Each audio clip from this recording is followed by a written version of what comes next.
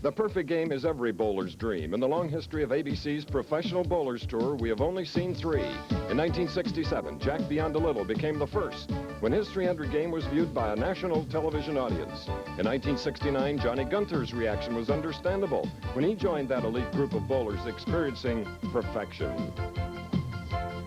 Then in 1974, Jim Stefanich bowled a 300 game and received $10,000 for the effort. The prize now is $100,000, and that quest for perfection, coupled with the drama of head-to-head competition, continue to motivate the bowler and entertain us all. As ABC Sports proudly presents, for the 25th consecutive season,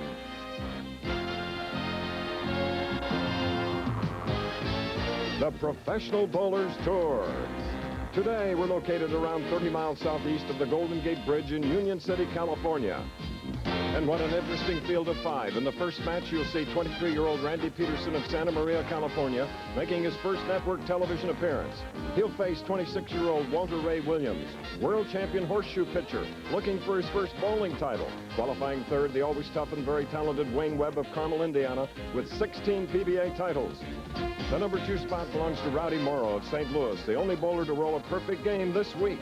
One of these bowlers will face the tournament leader, Dennis Jakes of Middletown, New Jersey, a power bowler who clinched the top spot with a 269 game last night. This competition coming up on the Professional Bowlers Tour.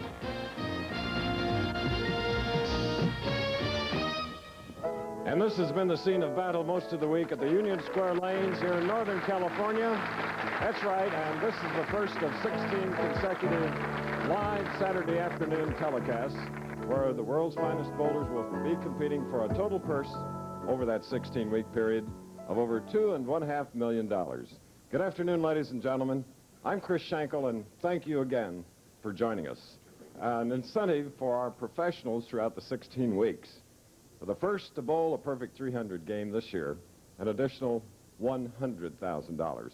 It's going to be exciting today. We have a capacity crowd, including General Chuck Yeager, one of my heroes. Another hero is my colleague, Nelson Burton Jr. I bring him in now. So, we are live, and immediately following this telecast, our AC Delco Classic, for the first time on ABC, live coverage of the Harlem Globetrotters with Lynette Woodard, the first lady to play with the Globies. So it's a big afternoon on ABC, and I know it's a big season for the professional bowlers in '86. Well, you're right, Chris. It is going to be a great year, 1986 Professional Bowlers Tour. 1985 saw Mike Albee win $200,000, and 86 holds even more. We have a great crop of young players coming on the tour. Mix that with the Albees, the Mark Bakers, the Pete Webbers, who had great years last year. Then some of the veterans, Mark Roth, Marshall Holman. Wayne Webb continues his dominance of the 1980s. Look at point number 2, an increased scoring environment for 1986. Last year we had poor scores. I believe that's all going to change around. A couple of reasons. The players have adjusted their equipment to the heavier bowling pins that came in last year. And finally, they've adjusted their equipment to the lane conditions we found on the Professional Bowlers Tour in the last couple of years. So maybe somebody can crack that $100,000 barrier, shoot the 300 game this year. And finally, there's other incentives from major manufacturers. One manufacturer is putting up $1 million if a player can win 3 of their tournaments on this year's Winter Tour. So who knows? We had a $200,000 man last year. We may have a $1 million man this year. So now we're ready to start the 1986 season with 2 young lions coming out, making their first television performance for Randy Peterson, Walter Ray Williams, trying for his first title. So, Chris, we're ready to go for the first shots of 1986. There we are. Thank you, Bo. And here at the Union Square Lanes, Randy Peterson, 6'2", 175 pounds. And is he ever anxious here in his 3rd television appearance to make a big hit? He's one of a field of 160 that started earlier this week. 144 right-handers, 16 left-handers. Let's watch this 23-year-old who was distracted by some unnecessary movement by one of the spectators. His high game, Randy Peterson, this week was 269. Santa Maria, California. Look at that concentration. He's on the left lane of this pair. His opponent, Walter Ray Williams, Jr.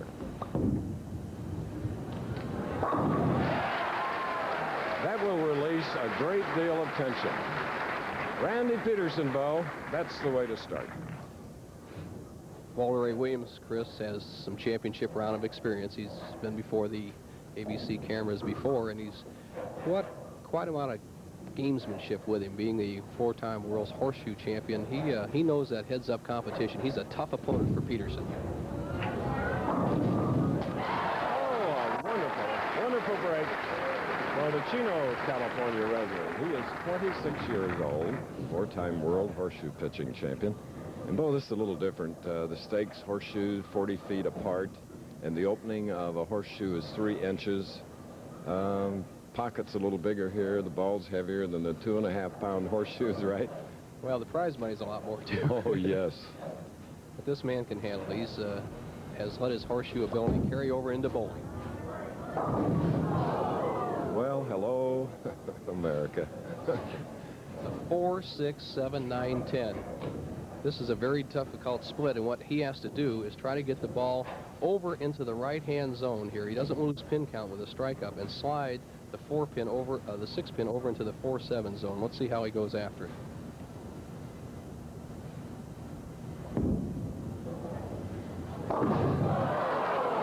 Nearly got them.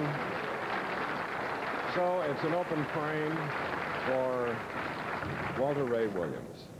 What a terrific try. Now watch the action of the 6-pin as it bounces off the 9, hits over behind the 7, and doesn't get the good kick of the 4-pin off the sideboard.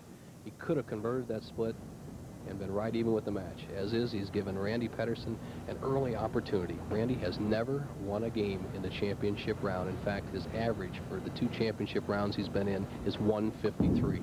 Going for a double. While leaving the 2-8 as we replay his approach. Randy Peterson's 6 feet 2 inches tall, 5-step delivery, has a real nice style. Notice how he stays upright, swing in good position, shoulders level, a good deep knee bend on that 4-step, and finishes perpendicular to the foul line with that left foot. The 2-8 double wood. And he too now has an open frame, chopping the 2 off the 8. We're in our very first match here at the Union Square Lanes in Northern California. As the winner of this first game will meet Wayne Webb, then Rowdy Morrow, and eventually the tournament leader, Dennis Jakes.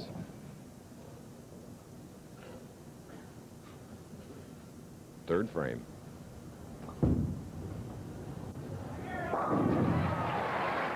Good recovery following a disappointing opening 2nd frame. And now let's see what Walter Ray Williams can do, Bo. He, after an open and a count of 28 through 2.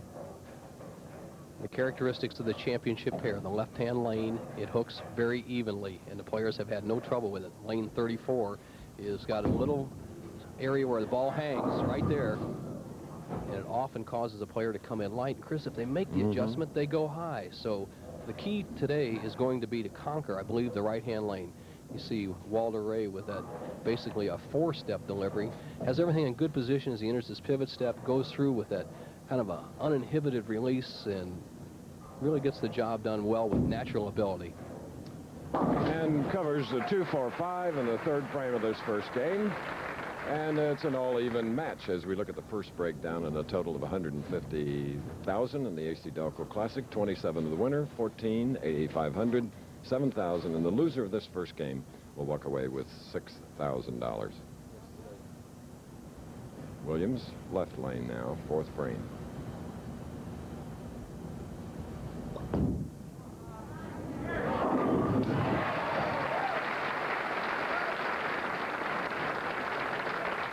All right, this is the first of 16-week live telecasts on ABC, the Professional Bowlers Tour. More action after this.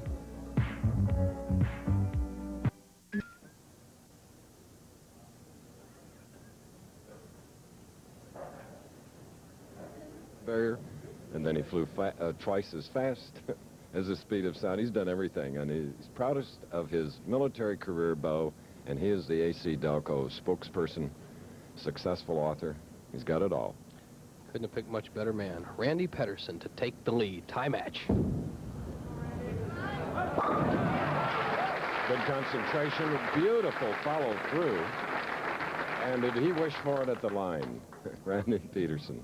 What a nice young man, Chris. I remember when he first came out in the tour a couple of years ago, he threw the great big hook ball, and he was so wild. He couldn't, when he didn't strike, he never, hardly ever got a spare. He shot so many poor games. He's worked a lot on his game to cut down his hook, become more rhythmic on the way to the line. He has good body positions. As you see, he uses a fingertip grip, digging a thumb all the way into the ball. He can take a 20-pin lead with a strike here in the 5th.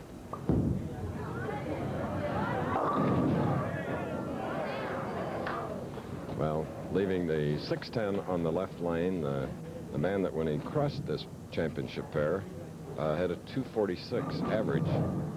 So he's in his 3rd TV appearance, 1st game on our live telecast today. Changing balls for the spare, Chris, using a much harder ball so it'll slide down there, hopefully to avoid the chop of the 6 off the 10. It's pretty prevalent now, isn't it, Nelson? Well, there's pros and cons, Chris, about changing balls for spares. Definitely, if you can get the ball to cut down your hook, you have a better chance to make choppable spares, such as the 610. But one thing can happen, you can also have a different feel in the ball and often not get out of the ball cleanly.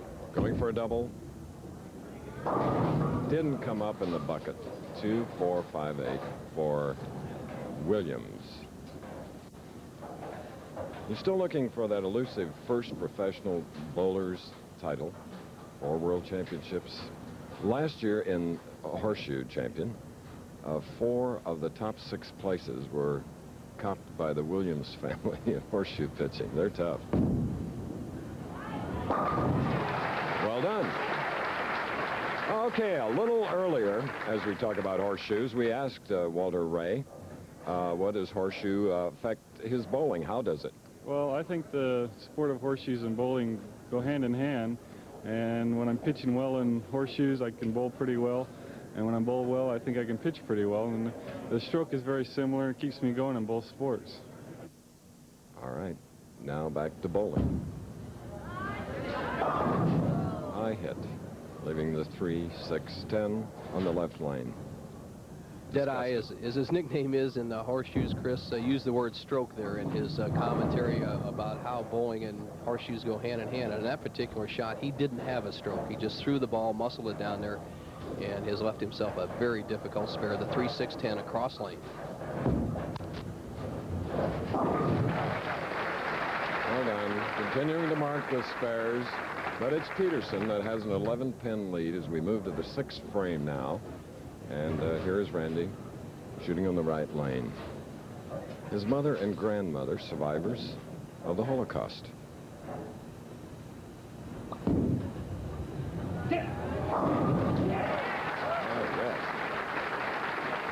Boy, really put the good touch on that ball. That right-hand lane has been hanging, not finishing. As we see, Williams has had trouble on that lane. Peterson gave it a real nice stroke, got the wall shot, and now he's in a good position to take a 21-pin lead. This young man, Chris, has never won a match in a championship round. In fact, a dismal 153 for his 2 other appearances. All that he needs to do is get loose, win a game, and he could be very tough the rest of the day.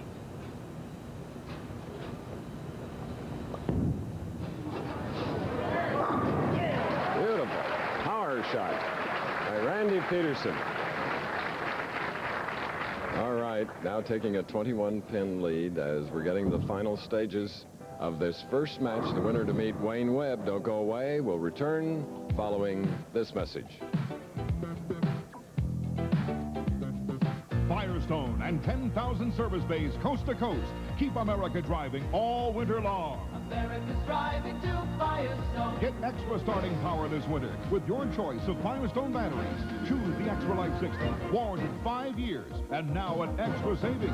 On sale, $49.95. Driving force is Firestone. Steel-belted all-season radios. Firestone's lowest price ever for top-of-the-line quality. Firestone. Sure, trailing suspects through back streets and dark alleys is dangerous work, but it's worth it. Because after cracking a tough case, I open one of these, a light beer from Miller. After tracking down hot leads all day, a cold light sure tastes great. And life's less filling, too, with a third less calories than their regular beer. And you can't afford to get filled up in this line of work. Rossini. Good news, lady. Found your dog. Light beer from Miller. Everything you always wanted in a beer. And less. We're back again in Northern California, Union City, California, as we look at Chino, California's Walter Ray Williams, who is trailing by 21 pins. He has a spare up shooting in the 7th frame, going against Randy Peterson. Right lane.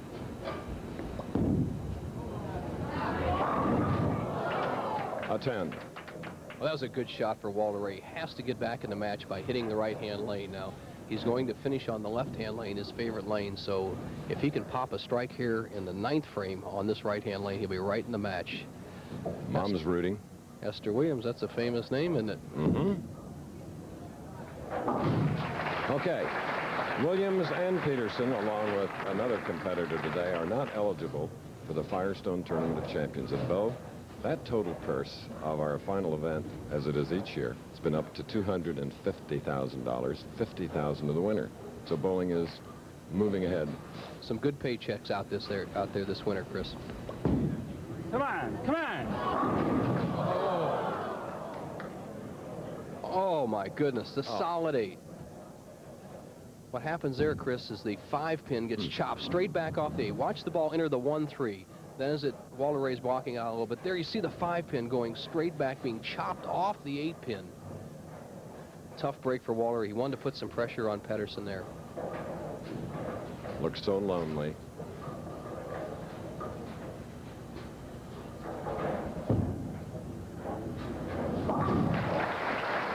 And this is a lonely sport. Nobody helps you. No partners. You're up there on your own when you hit that approach, which Peterson now is about to do. 8th frame. Good lead, Bo. 23 pins. 23, double working, can extend that lead to 33 with a strike here in the 8th.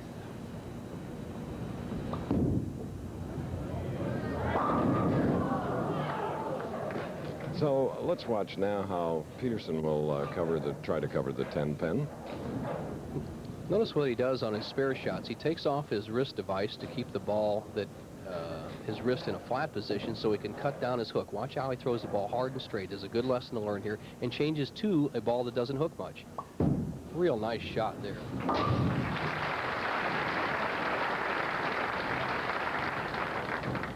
Wayne Webb has been practicing off to our right. He's the bowler of the year in 1980, and one of those that went over the $100,000 mark in 1985. And the winner of our second game will go against a non-winner, Rowdy Morrow from the St. Louis area, and then Dennis Jakes, the tournament leader. 9th frame.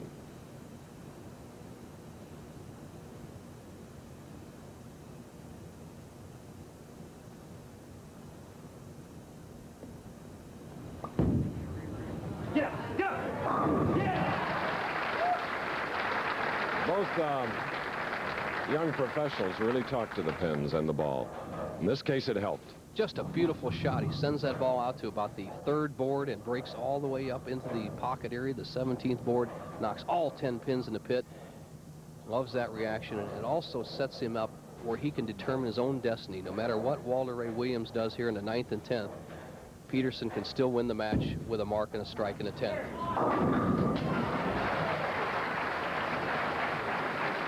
Well, thankful look up above for Williams as he strikes in the 9th frame.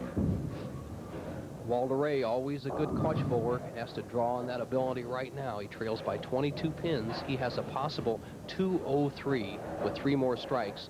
Randy Peterson, his opponent, is going at a 205 pace. Walter Ray must strike on this ball to have any chance of winning.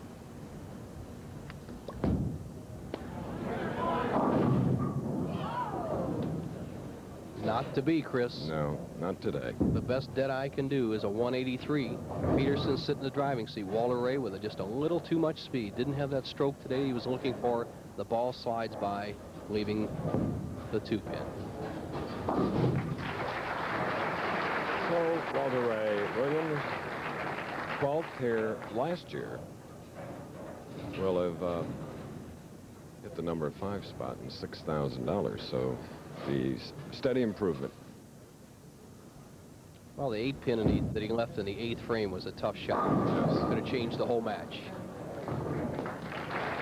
Good game by Walter Ray. He'll be back.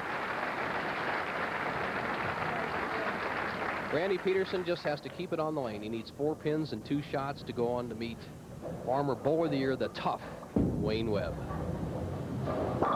And the good part about Peterson that he has overcome that 0 for 2 television record, you know, to break in and finally win a game. And he's done it here this afternoon, our first, but he has to have some anticipation.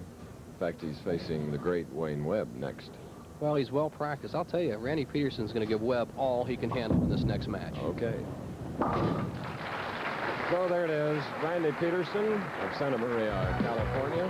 We'll have his final score for you when we come back, but he is a clear-cut winner. He will meet Wayne Webb after this.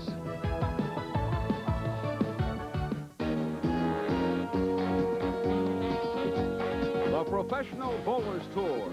This ABC Sports exclusive is being brought to you by AC Delco, the smart part. By light beer from Miller, everything you've always wanted in a beer and less. And by Firestone, with over 4,000 Firestone retailers from coast to coast.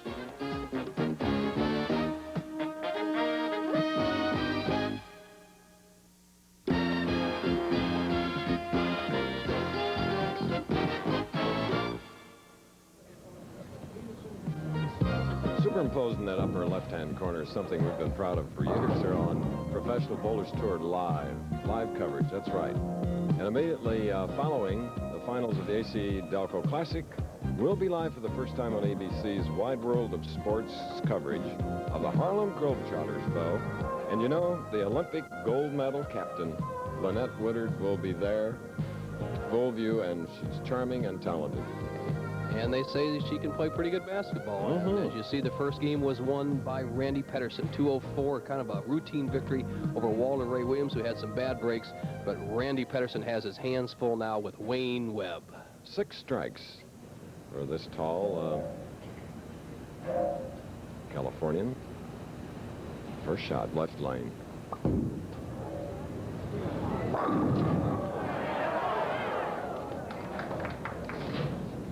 Almost. Solid 10.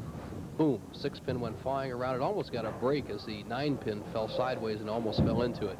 Randy Peterson started bowling in the junior program, picked up bowling at age 8. He told me his first game was 93, so he's made quite an improvement since then. He said he picked up about 10 pins on his average every year through high school.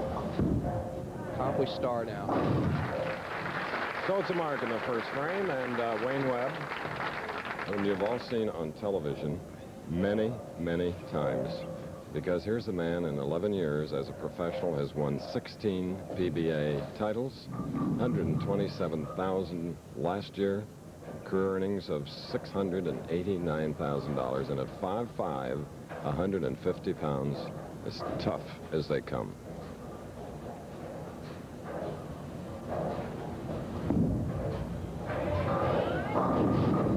That one just didn't come up. The same problem as we saw Walter Ray have. The right-hand lane doesn't quite come up, but if there's a player that can adjust to it, is this guy, Wayne Webb. Look at the short approach, the little dynamo, the power arm swing, the short approach. He slides about a foot behind the foul line, but he's got the good hand action.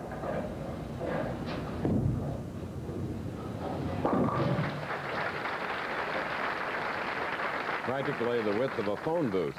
To bowl from a phone booth. He is powerful. Likeable, sly little guy. Going back to giving the beginnings of these players, Wayne Webb started bowling at age 3, turned pro at age 19. His first year, Chris, he only won $90 on a tour, and now he's in the top 10 all-time money winners. Crossing over and leaving the 10-pin, the man that was born in Rehoboth, Massachusetts, now a resident of Indianapolis, Indiana. The sharp break, Wayne wants the ball to what we call set up into 1-3, but the left-hand lane, it hooks more than the right. Wayne didn't adjust on that shot there. Crosses over, has a simple spare of the 10-pin. Another power player whose great improvement really has been in the spare making. Hard and straight at the pins. Nice shot.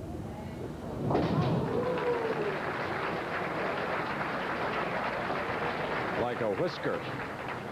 But nevertheless, Wayne Webb continues to mark.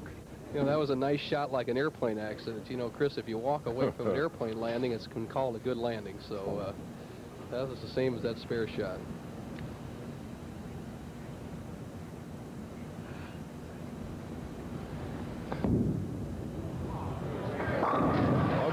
With that perfect pocket hit and a strike for Peterson, earlier we asked him what really is the key for bowling well.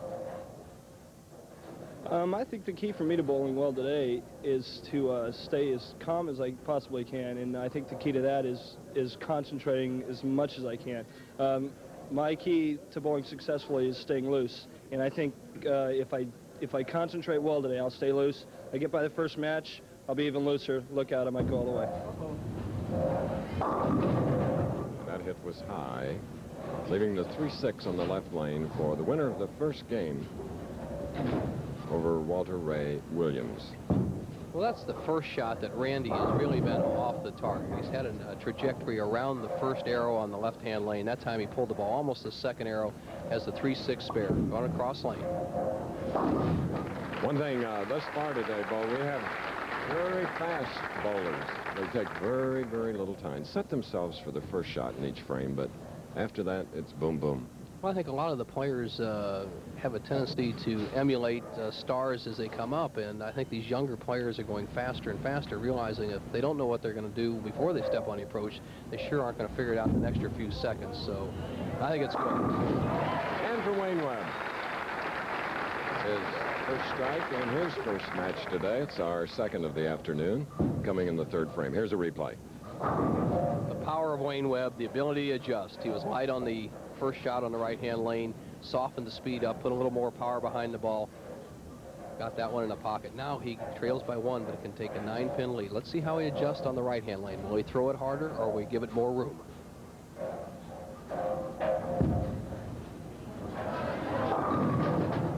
And it's a 3-6. Neither one, a little soft. I would say the difference, and the player said it, about 5 boards difference between the two lanes, Chris. In other words, how you would adjust for that would move about 5 boards to the left on the approach on the lane that's hooking. You always move the direction that your ball is missing. So on the left-hand lane, Wayne has to move another couple of boards. He'll be right in the pocket. He's got the right-hand lane figured out. Bo, thanks for the tip. And another spare for Wayne Webb. And speaking of tips following this game, Nelson Burton with his bowling tip of the week, going back to the basics. First of a series of 4 on getting you started again properly. ABC Sports continues to strike it rich with bowling's best at the Greater Los Angeles Open on the Professional Bowlers Tour next Saturday. There's the man that will meet the winner of the match underway, Rowdy Morrow, St. Charles County and St. Charles, Missouri. He appears ready, practicing while Randy Peterson and Wayne Webb are going at it here in the second match. Peterson winning his first game over Walter Ray Williams, 204 to 182 with 6 strikes. Now he has a strike in the second, a spare in the third, shooting in the fourth.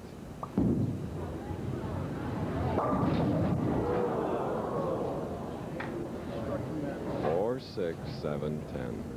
Boy, he sure didn't expect that. He's had the right-hand lane, the ball, what we call hold, not dive at the back end. Here's the ball. Looks like it's going to set up in the pocket. All of a sudden, it just flips over one more time, right through the middle. Big tonk, the 4, 6, 7, 10. The best Randy can do is just go for a couple of them. Emphatically, he did that. 6, 10 are gone, 4, 7 standing. So here is always a disastrous open frame. But let's see how he recovers on the left lane in frame 5. Randy, as many of the players, has backers that put him on the tour. And what Randy did is he sold shares in himself to a group of 6 fellows for $750 a share. And he's definitely paying dividends this week, Chris. He's going to have a nice paycheck whether he wins this game or not. And a great future.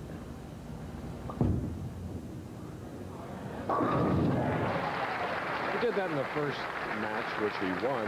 Came back after open frames with a strike. And now watch the last pin to go down. It'll be the 9 pin. Here's the ball hitting the 1, 3, 5, and look at the power that Randy Peterson possesses. The ball didn't even hit the 9 pin. It was the 5 pin coming to the right. That is tremendous power when you have a hit like that. Spare up shooting in the 5th, leading by 15 pins. Wayne Webb.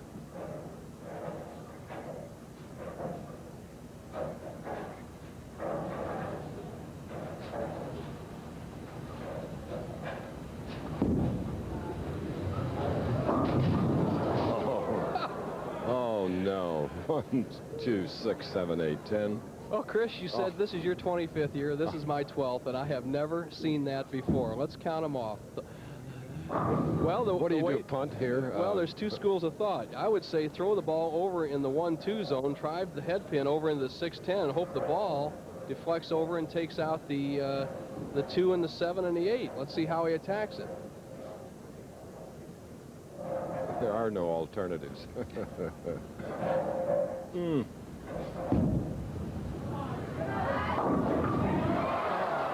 All but one. And the capacity crowd appreciates the effort of Wayne Webb. Well, earlier we asked him about the critics, and we have no idea who they are, who think he's finished. Well, I saw some of the articles, and it seems like the critics think I'm dead or something, and I'm out here to prove that Wayne Webb's still alive, and watch out, because I'm going to be on top. All right. Now, trails by 2, 82 through 5, shooting in the 6th frame.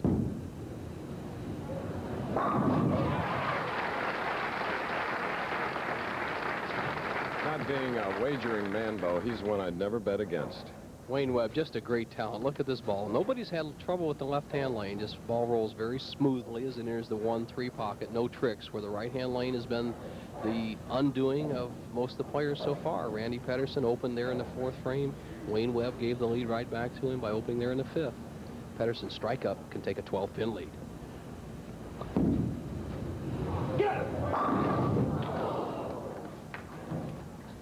Regardless, you can bet on his future. He's a good one. Look at the determination in his face. And just a tremendous shot here. Executes good deep knee bend. Follow through. Now watch his reaction when he leaves a solid 10. Boom. He wanted this one.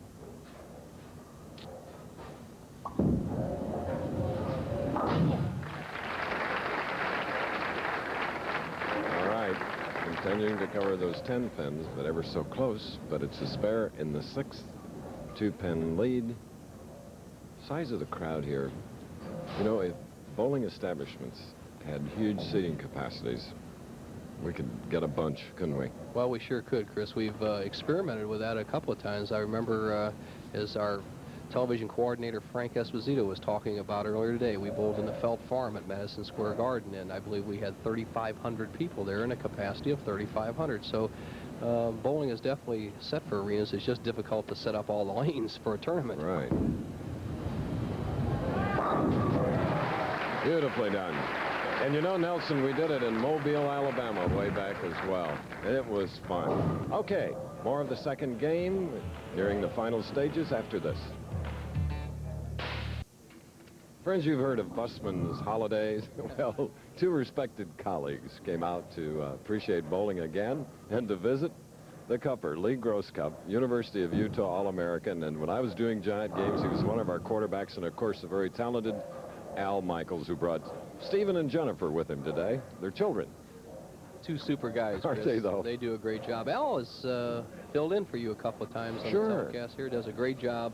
Great on baseball, Lou on football. All right, Wayne Webb trails by 2. Has a strike working in the 6th. Could take the lead if he can double here in the 7th.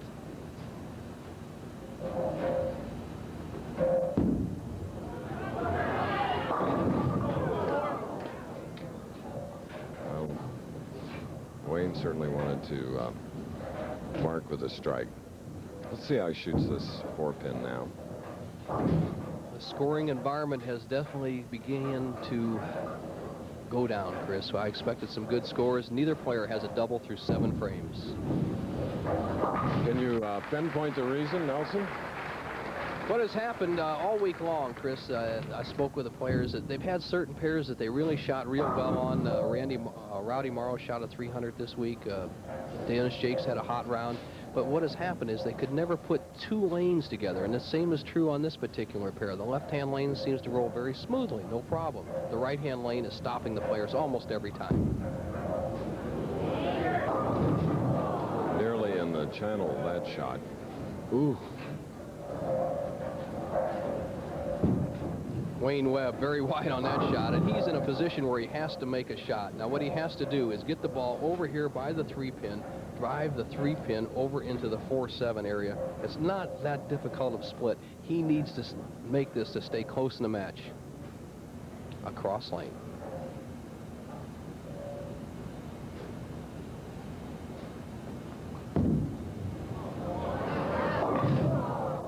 Didn't come up to get that 3 that Bo was talking about.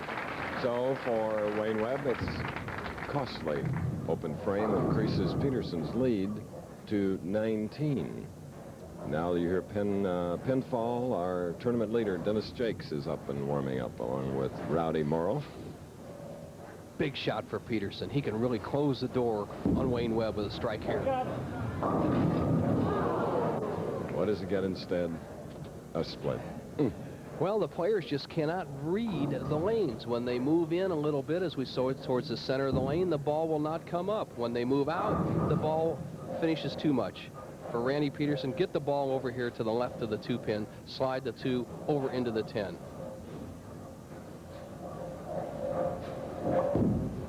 Be close.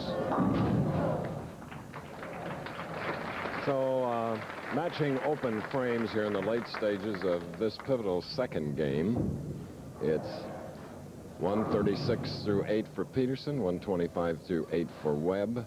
7-pin lead. Now the man in the striped shirt who keeps adjusting his equipment. 9th frame for Randy Peterson. He must strike here to protect himself. If he strikes here, he has a possible 192. Whatever Wayne Webb does, he cannot shut out Peterson. But if Peterson doesn't strike, he can get shut out without ever throwing another ball. He stays there. Oh, yes. Remember, this is the young man, a non-winner on the tour, that won his first game. And here, after the shot, watch his reaction. Boy, did he just saw out those pins. Watch the action on the 6-pin. Watch the action on Randy's face. Stays in the match. 9th frame for Wayne Webb.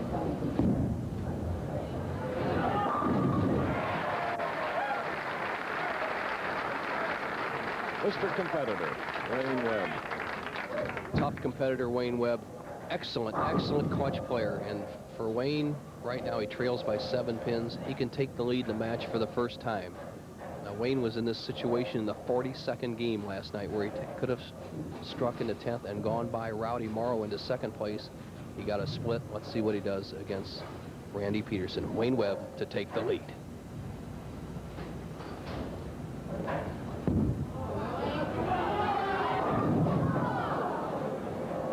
Well, he can practice the previous shot again. Unfortunately for Webb here.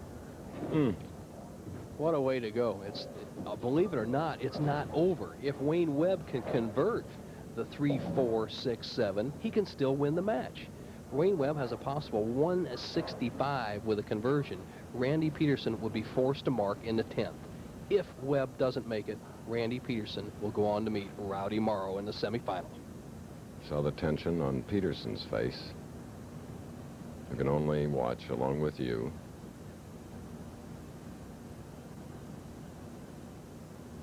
Now Webb.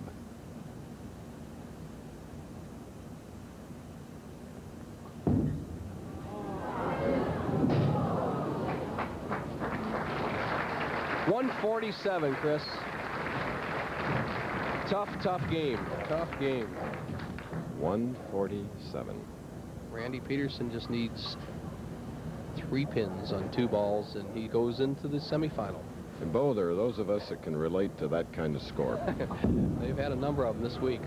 There's the winner. There's the winner, 2 in a row. Being 0-2 coming into our live telecast today, Randy Peterson now has won 2 matches today, and he meets a non-winner from St. Charles, Missouri, Rowdy Morrow, in the semifinal match leading to the final in the AC Delco Classic. We'll be back. The championship pair at Union Square Lanes, very, very difficult. 171 to 147 is the score on Randy Peterson's second victory, doing it against all-time great Wayne Webb. 4 strikes. He won the first 204 to 182. We're live and soul-will coverage of the Harlem Globetrotters, and that pretty lady there in the center, Lynette Woodard, for the first time, the Olympic gold medal captain, will be part of the Globetrotters and Wide World of Sports. We'll cover it live immediately following ABC's Wide World of Sports. Okay, it's time now for Nelson Burton Jr.'s Bowling Tip of the Week. And again, you'll enjoy this, and believe me, it'll help your game.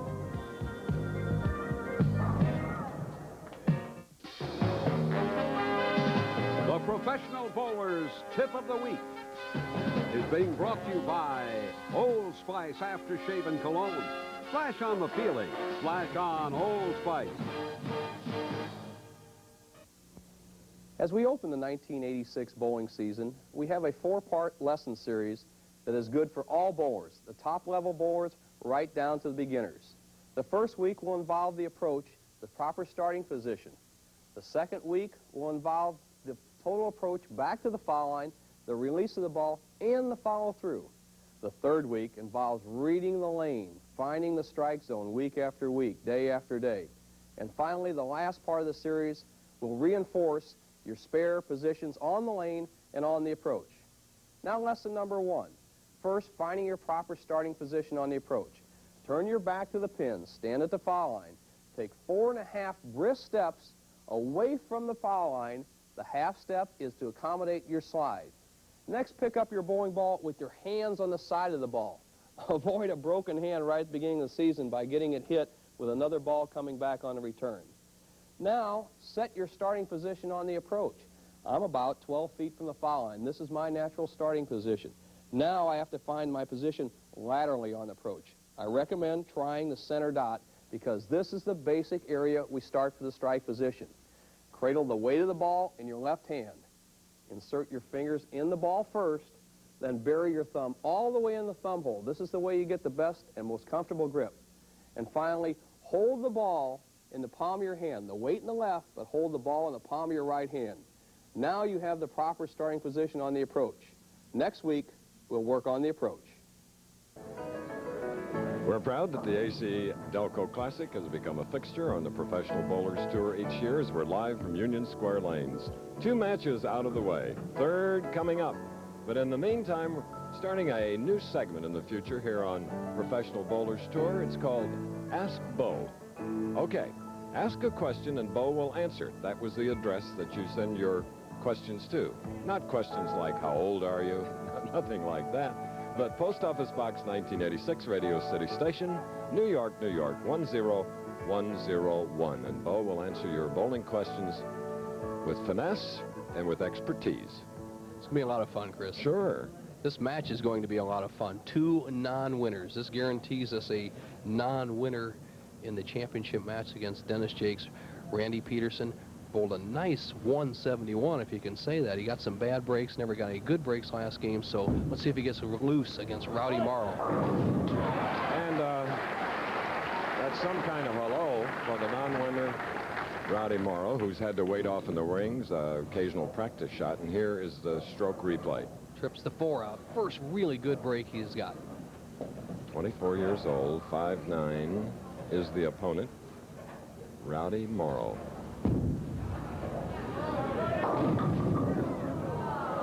All right, leaving the 4-pin for the man that knows about regional play a great deal. Started young, Nelson, back in your home area. Well, Chris, he's from St. Charles area, which you alluded to is just west of St. Louis. He's a very likable young man and very disciplined in his bowling game. And that sparkling bowling ball helps him mark with a spare. In this, his first game. As for Peterson, it's his 3rd match of the afternoon. It's been a good and bad week for Rowdy Morrow. He had the lead almost all the way. He was defeated by Dennis Jakes in the final 42nd game last night. He said earlier during the week he had food poisoning and he was leading the term. He started feeling better and things went bad. So let's see how he does today. Like that. He is the only one of 160 pros that started earlier in the week that came up with a perfect 300 game during competition.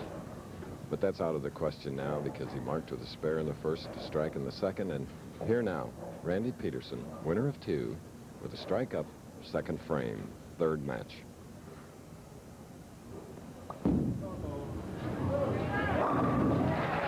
A double.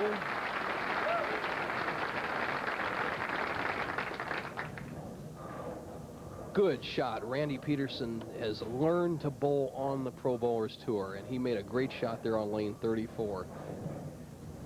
Going for a turkey right here to take a 20-pin lead. It's been a while since we've even seen 3 in a row. In fact, today that would be the first one. All right.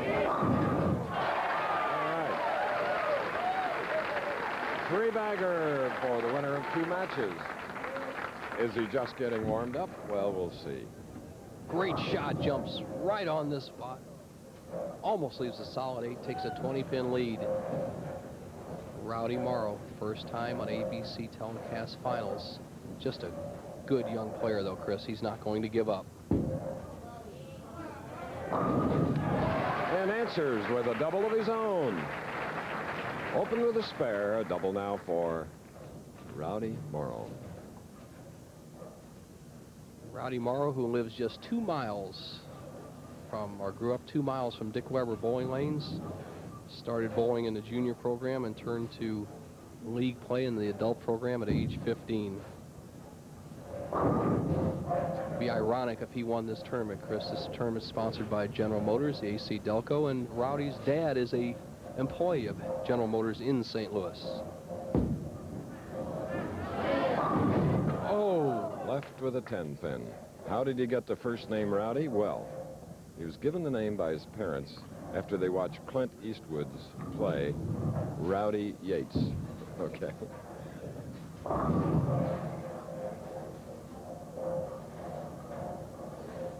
All right, we're in our 3rd match of the afternoon, the championship final game to follow. And continuing to mark is the non-winner, Rowdy Morrow, and the man, Randy Peterson. Well, he has a 3-bagger up there. Going to have to leave live action, but we'll be right back to bring you up to date. ABC Sports continues to strike rich with bowling's best at the Greater Los Angeles Open on the Professional Bowlers Tour next Saturday. 5th frame, Randy Peterson. And as he did in the 4th frame, he left the 10-pin. In the 4th, he marked with a spare. Now on the left lane, he can try to mark again in a very close match. He has 1-2 coming into this 3rd against Rowdy Morrow. Peterson has been perfect on the 10-pin, has not missed one today, and has shot a number of them. Nice shot right there. And you probably wonder why we leave live action. Simple explanation, we are allotted a 90-minute time period each week, and sometimes the bowling slows down, and consequently, in order to get all the matches in that 1 hour and a half, we have to do it. We regret it, but we have to do it. Keep our house in order. All right, it's a 4-pin.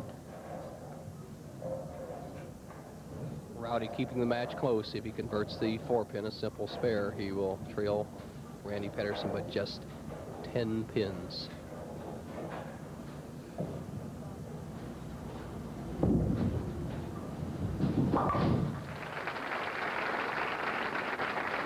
He has an interesting philosophy, that of all bad luck will be rewarded with good luck. I'll go along with that. Well, there's a certain amount of truth in that.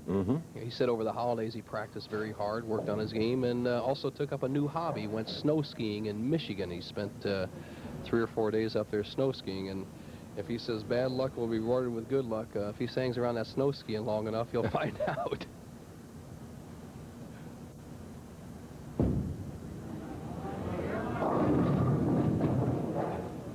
Well, now he will try to cover the 2-8 deadwood on that left lane. And on in the finals, you get every kind of situation, it seems. Watch the action of the head pin. It goes to the sideboard. It takes out the 4-pin, but it leaves what apparently is just 1 pin. But if you look more carefully, you'll see the 2-8 double wood. Tough shot. We've already seen this miss once today by Peterson in the first match. Right, well done. So Peterson is up. Randy Peterson. He has a spare working in the 5th, now shooting in the 6th. Has that 12-pin lead after victories in the first 2 games, 204 to Walter Ray Williams 182, 6 strikes. Then over Wayne Webb, 171 to 147. He marked with 4 strikes in that second game. Now, wants a re-rack, calls our tournament director, Harry Golden, out. Why Harry Golden has to look at it, Chris, is that they have to call the re-rack a frame ahead of time, so we try not to delay the games. As we say, we're running a little behind time, and there's a number of reasons. We try to speed it up by picking out the pins that you feel are off spot earlier. If you don't, you have to ask Harry Golden in. He has allowed the extra re-rack to Randy Peterson. Randy's ready to go, leads by 12 pins, 6 frame.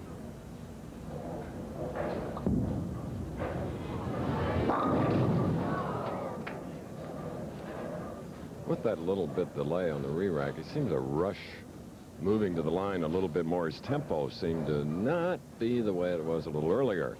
There you see the money leaders of last year. Mike Albee, 201,000. 5 players above 100,000.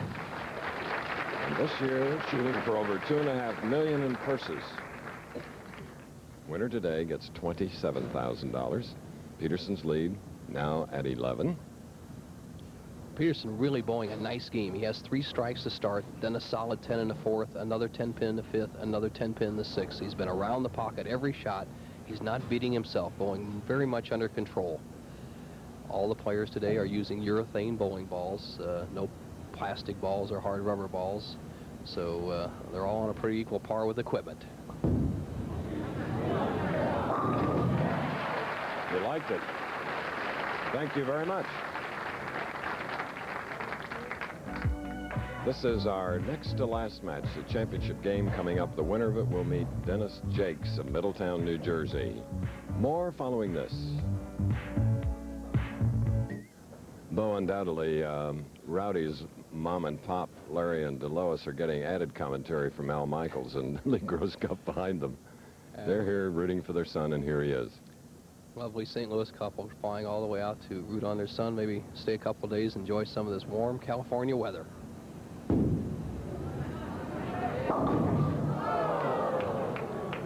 And wincing along with their son because of a 4-6-7-10. The second time we've seen the 4-6-7-10 on the right-hand lane. Rowdy is just going to throw the ball hard and try to knock the 6-10 around and hopefully get a bounce out of the pit.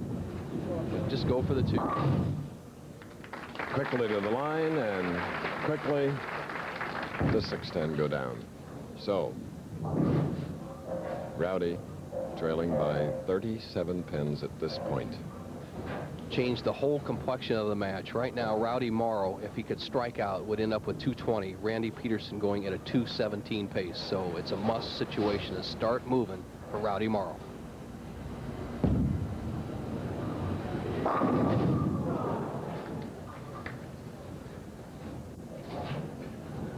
Well, all bad luck will be rewarded with good luck. He needs something to switch around for him right now, Chris. He had a bad break. He didn't have to get a split when he hit the nose there in the 7th, and he didn't have to leave that solid 10 in the 8th.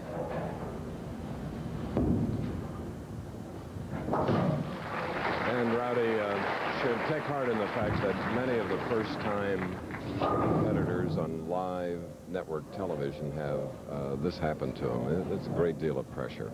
But this young man, a non-winner, has really handled it well today. Well, there's something to be said for what we call getting loose, getting one victory under your belt. Patterson is taking advantage. Pumped up. Gives Peterson a big double. Solid in the pocket. He's put him in a position, himself in a position. Now look at how low he is at the line. What an excellent position. You're going to throw a lot of strikes when you hit the line like that. But Randy Peterson has a 37-pin lead. He can close the door on Rowdy Morrow with a strike here in the 9th.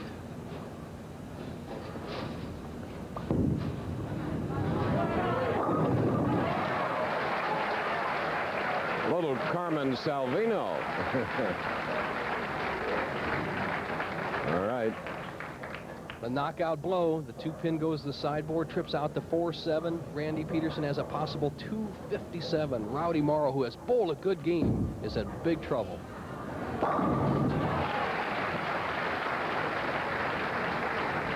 The winner to meet Dennis Jakes, a 3-time winner and tough. He has been consistent throughout the week here. He keeps warming up off to the right. When you hear that pin fall, that is Dennis staying loose. And if it's Peterson, he'll have to be loose. Rowdy Morrow still a possible 210 game.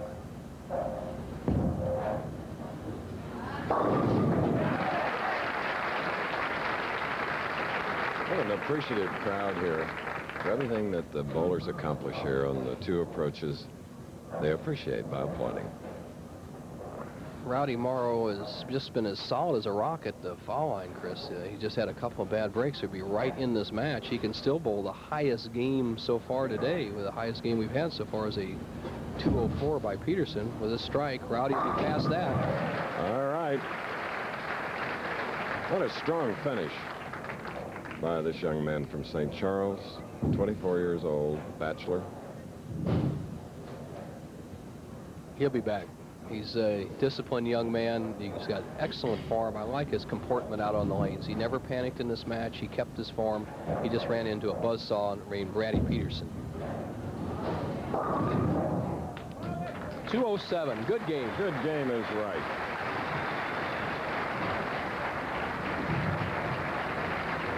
And now, Randy Peterson.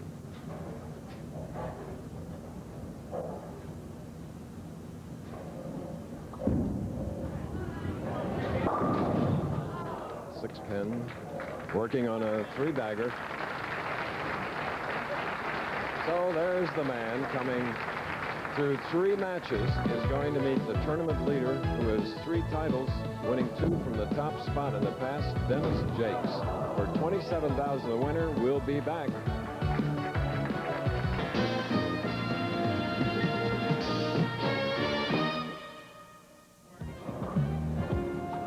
Come to the crucial point now. Randy Peterson will meet the tournament leader, Dennis Jakes, for the $27,000 first prize. Meanwhile, following our telecast, live coverage of the Harlem Globetrotters, for a live report here now at the site is our colleague, Jim McKay. Jim, it's all yours. This is going to be a big day for us, the first Wide World of Sports of the year, and this, by the way, is the year of our 25th anniversary. It's our annual visit with the Harlem Globetrotters, and by the way, they're celebrating their 60th year on the road. They don't really look like they've been playing for 60 years, do they? Well, he does a little bit, but not only are they celebrating that, but they're also celebrating the addition of a new member of their team. But you got her hidden, guys. Where's Lynette? Ladies and gentlemen, the first lady member of the Globetrotters, Lynette Woodard. Be with Lynette, the guys, and us right after the Professional Bowlers Tour for the first time live on ABC's Wide World of Sports. That's right, 2 round ball sports this afternoon on ABC. And now we go to the final match. $27,000 the winner, 14 to the man that loses. 3-game winner up to this point is Randy Peterson. 224 in his last game, 6 strikes. First shot against the tournament leader.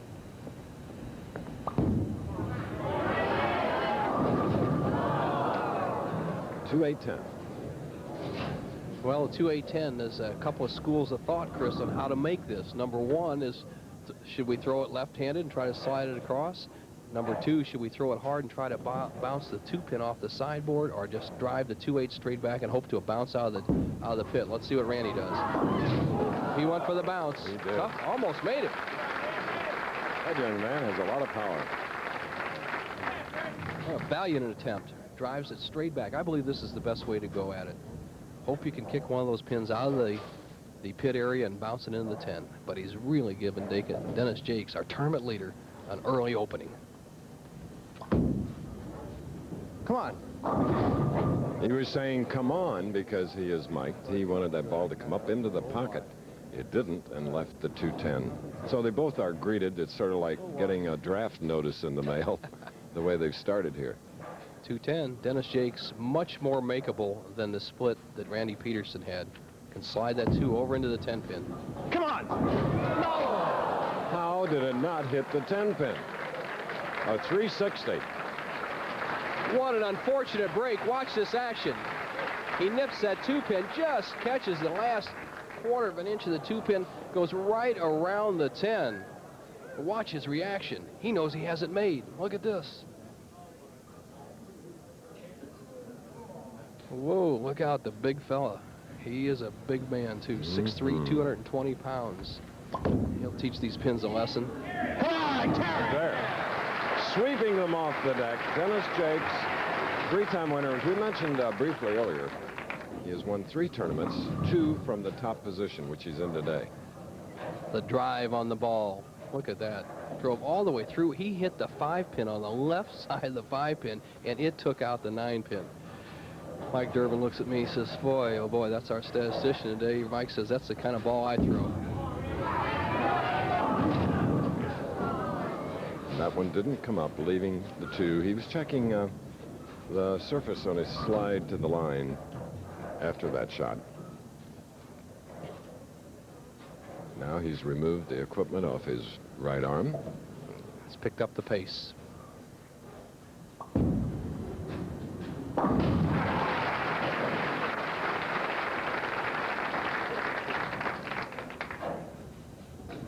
Randy Peterson, who enjoys golf in the off-season, Chris, being a Californian, that's a good part of the country. You can play it year-round, and he says his handicap is a 14. I think that's his gambling handicap. He says he plays with his fellow pro Art Trask quite often. He says 14 is not enough handicap, so I guess Trask has some of his money. Match and all we're even. oh so near to Pebble Beach.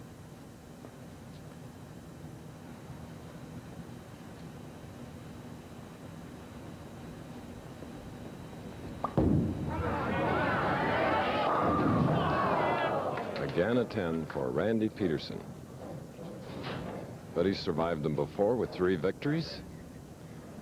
Archie Long, what a great sports fan and executive from Detroit, executive in charge, AC Delco Service Parts. And he's been a great supporter of the Professional Bowlers Tour. 6th year with the PBA, AC Delco. What a great sponsor.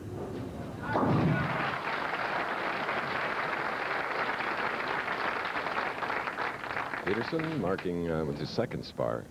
If you just joined us, both professionals here in the final game had open frames in the first. Leading by 1, Dennis Jakes of Middletown, New Jersey, in South Jersey. This shot here can tell us a lot about the match. Can Jakes adjust to the right-hand lane?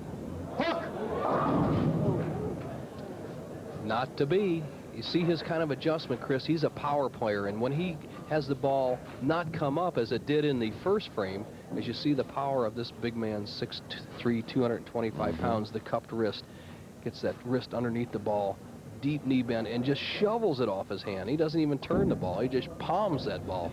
But to follow up on that, Chris, what a power player does is he won't make the traditional movement of a conventional type player like a Rowdy Morrow. A player like Dennis Jakes will just try to put more hook and power on it and go around all the problems. Well, that hasn't worked today. Wayne Webb found out that wouldn't work on the right-hand lane. We'll have to see what Dennis Jakes does. If he can't figure it out, Randy Peterson is going to give him all sorts of trouble. Yeah. Started that near the channel, came back, but left the wobbly 4-pin. Dennis Jakes, who is almost karate-like when he moves and gets to the line.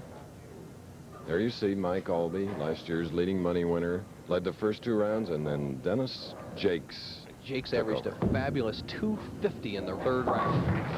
In a final game, 269 last night to assure his spot. We're in that final match. We are all even for the big money. More of it following this message.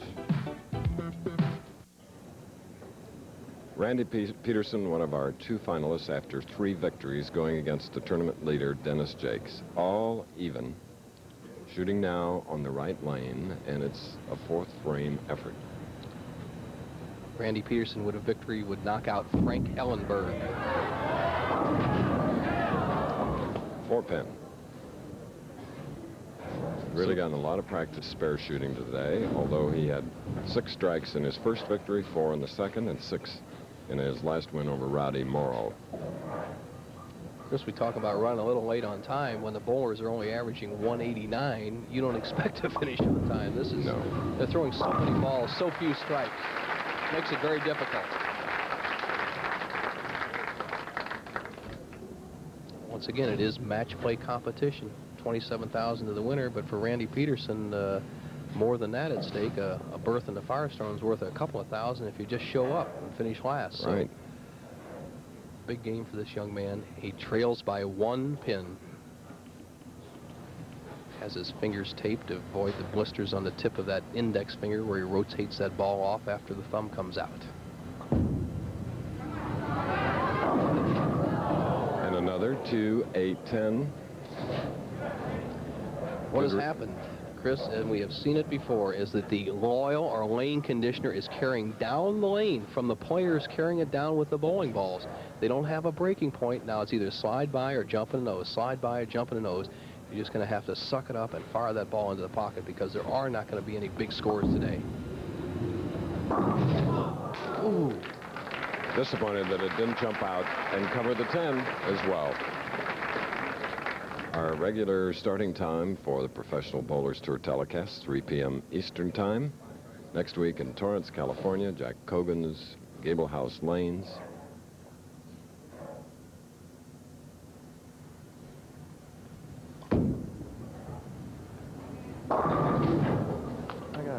And that produced by an extremely high hit and talking to himself, Dennis Jakes. 3, 6, 9, 10. The idea to convert this is to work on the back pin, the 9 pin being the key pin. Now, a power player like Jakes actually has an advantage on this type of shot by hooking the ball down the outside edge and trying to bring it in right behind the 3. Nice shot. Dennis Jakes earlier told us that he used to get tired. So the natural question was, well, how do you stay in shape, Dennis? Well, when I went home after the summer tour, I tried to start working out on a weight program because I felt myself starting to get a little tired at the last, like, say, 38th, 39th, 40th game. And I felt that I was losing a little of my stamina, so I went on a Nautilus weight training program. I tried diet a little bit, and I just started practicing a little harder because if I'm not going to do it now, I'm never going to do it. So I'm out to prove it this year. Well, it seems to be working for him. That's no doubt about that. Dennis Jakes knows what weight training is all about. He's a former football player for Arizona State, made the team, but quit playing football and opted for bowling. And he has a tremendous bowling talent. And, Bo, we should point out that the game of bowling, whether you do it for recreation or for a living, they come in all sizes and shapes. You don't have to be big like these two finalists. Well, there's one thing that's for sure to bowl at a professional level these days, Chris. You need power. The days of the traditional down and in ball have seemed to gone by the wayside. You see all the young players out there today that are dominating the tour, the Holmans, the Ross, the Webbers, the Jakes. They're all throwing the big power. 2, 4, 5, and Bo, if they could get a big right arm, big biceps like yours. Oh. Okay. Next week, that's where we'll be. Los Angeles Open, Torrance, California, 3 p.m. telecast starting time, 2 Central, and of course 3 Pacific. 2, 4, 5. Whew. Speaking of power. Actually, he could use that straight ball for the first shot. Webb-Peterson does not have a strike, as the scoreboard reveals, through the first 6 frames. And when you get in a position like this is where experience would come in, where a veteran player, if he could get up to that final position match, would have an advantage over these young lions. Let's see what Randy does. He's thinking. He feels that adaptability is his best asset, as he's got a couple of years' experience in the tour. Let's see if he straightens that ball out and goes right to the pocket.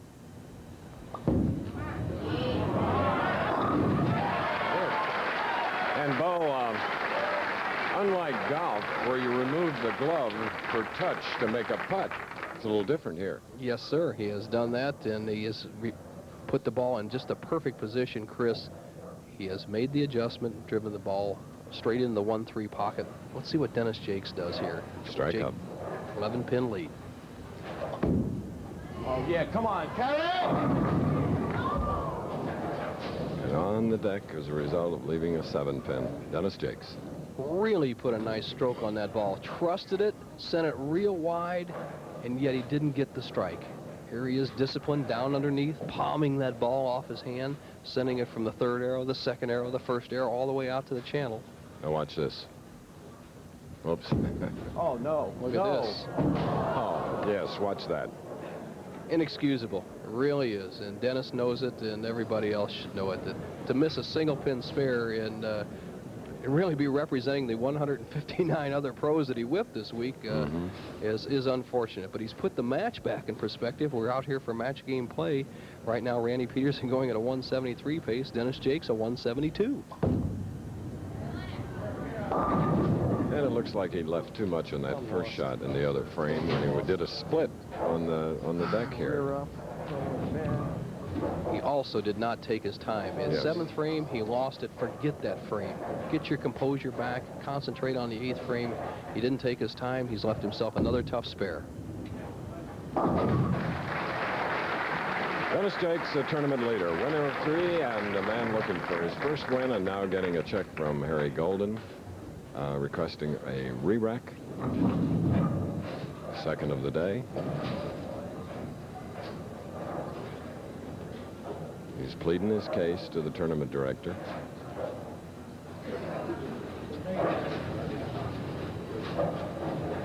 Harry taking a long look. This is a key shot. Randy Peterson never in the winner's circle. Chris leads by 1, has his first strike up of the whole match on the left-hand lane, the 7th frame.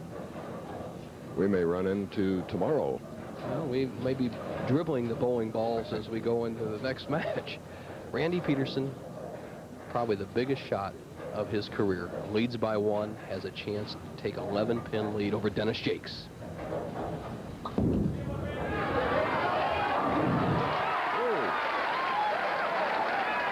What a clutch non-winner. Just socked that double on the tournament leader. Look at this shot. He's in a swish zone. We haven't seen one of those all day. He drives the 5 over in the 470, takes 11-pin lead through 8 frames. Adaptability. That's the word this young man told me before we went on the air, Chris. Well, I'm impressed with his careful preparation, like when he gets up on the approach, before he makes a move, carefully sets himself. I think that's a residue of his experience, of his poor experiences, Chris. He told me those 153 games that he bowled his first 2 times out were lack of concentration, lack of preparation.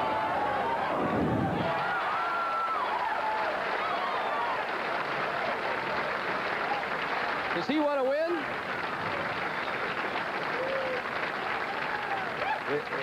If we could measure adrenaline, it would be sky high. Watch him.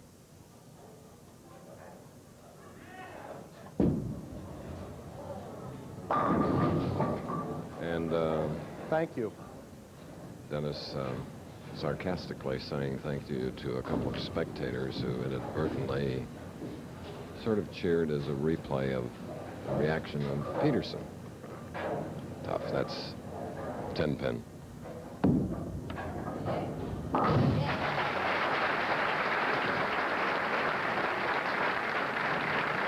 As bad as things have gone for Dennis Jakes so far, the match is not completely over yet. Dennis Jakes has a possible 181. He would force Randy Peterson to mark in the 10th for his first title if he can double. Needs a strike. Leaves the 4-7. We have a new entry into the Firestone. Isn't that some kind of performance? Well, he was prophetic when he said, if I can get loose and through the first game in his audio tape, I can go all the way. And there he is. He's going to be standing in the winner's circle with $27,000. Dennis Jakes didn't make any difference on that shot. And we can share in the disgust that Dennis has for himself and his performance here in this final game. Dennis Jakes is naturally disconsolate that he was beaten, but Dennis Jakes will be back. He's a tough competitor with a lot of talent. But imagine coming from number 5 position and working your way to the top and a first-time victory on the Professional Bowlers Tour for 23-year-old Randy Peterson of Santa Maria, California. And are his backers ever happy? The AC Delco Classic winner. He'll be receiving the trophy from Archie Long of AC Delco, but what a performance.